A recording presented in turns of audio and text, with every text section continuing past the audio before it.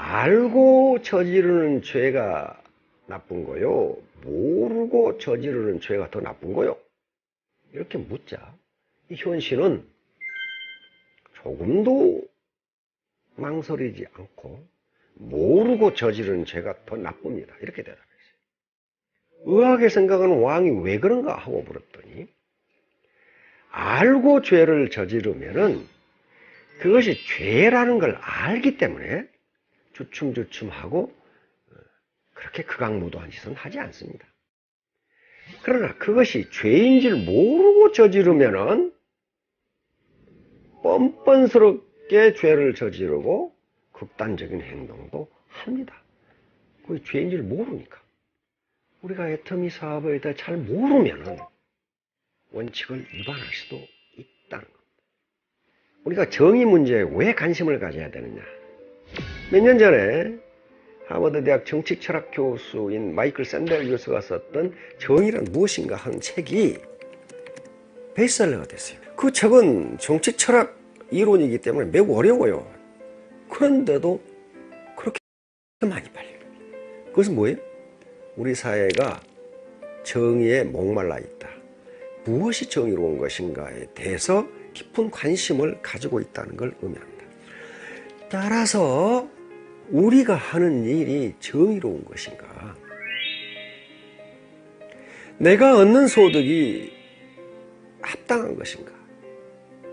정의 관점에서 맞는 것인가 하는 것에 대한 견해를 가지고 있어야 한다는 거예요. 자, 그러면 우리가 얻는 소득이 정의로운 것이냐 하는 문제를 생각해 봅시다. 우선 이게 가장 기본적으로 정의로우려면요, 자기가 부가가치 생산에 기여한 만큼 소득을 얻는 것은 정의로운 소득이에요. 합당한 소득이에요. 정의로운 소득이에요. 그러나 자기가 기여한 것 이상으로 소득을 가져간다면 그건 정의로운 소득이라고 할 수 없습니다. 왜냐하면 분명히 소득은 생산된 부가가치를 서로 나누어 갖는 건데 자기가 기여보다 더 많이 가져갔다는 것은 다른 사람이 생산한 부가가치를 탈취해 갔다는 걸 의미하기 때문에 그걸 결코 정의롭다고 할 수 없습니다. 이 정의 문제가 왜 나오는가 하는 거예요. 왜 우리 이 애터미에서 정의 문제를 생각하게 되느냐면요, 그게 자본주의 시장경제의 기본 원리예요. 능력에 따라 번단 말이에요.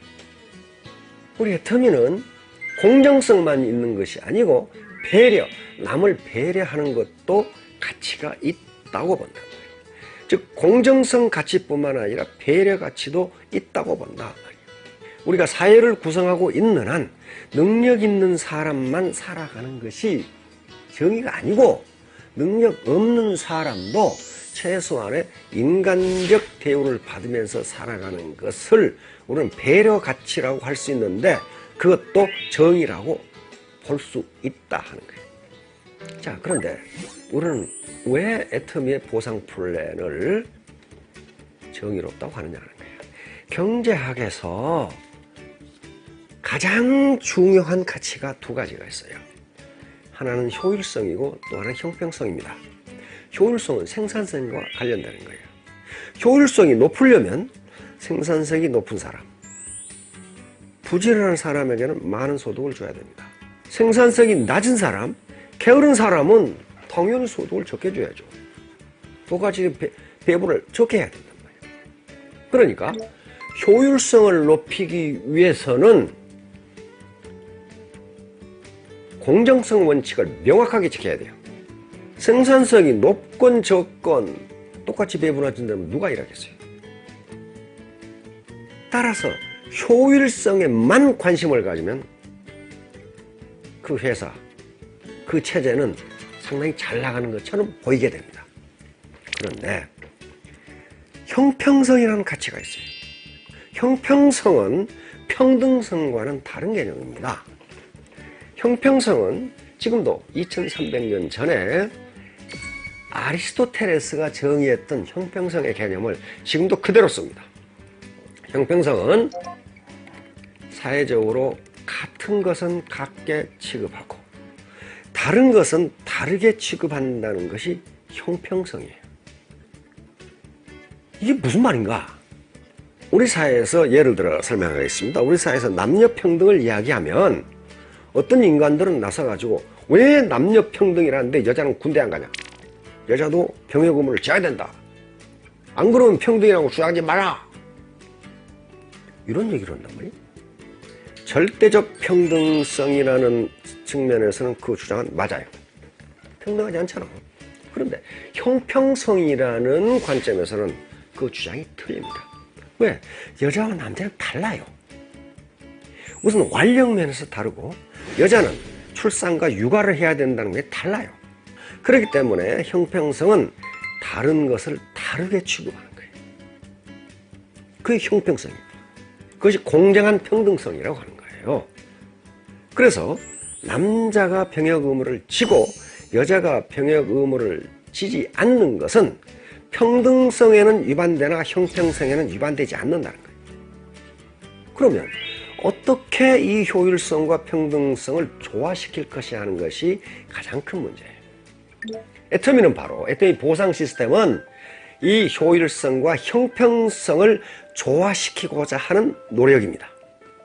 다시 말하면 상한선 5천만 원, 이것은 일하고자 하는 인센티브를 저해하지 않기 때문에 효율성에 큰 데미지를 주지 않는다고 보는 거예요.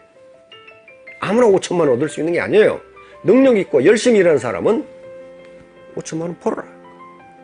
그 정도면 효율성을 침해하지 않는다고 본 거예요. 그러나 그 이상 되는 것은, 그 이상 프레시하고 되는 것은 다른 사람들이 나눠 갖도록 해라. 자, 이런 맥락에서 우리는 애터미의 보상 플랜이 정의롭다고 하는 겁니다.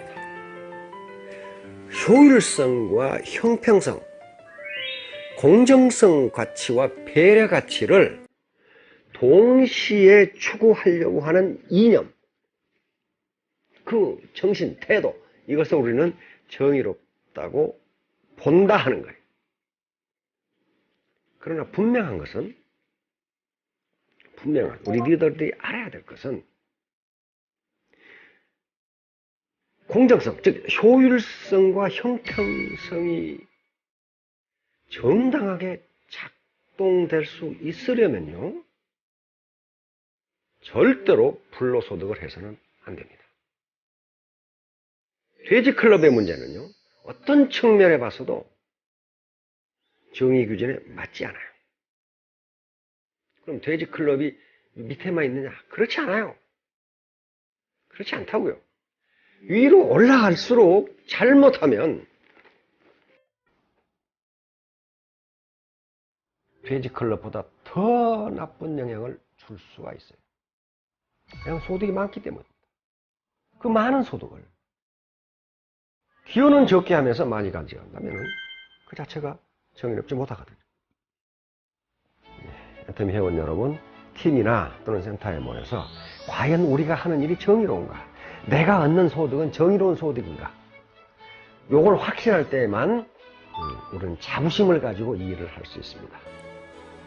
자, 9월에 모든 회원 여러분들이 풍요로운 결실을 얻기를 바랍니다.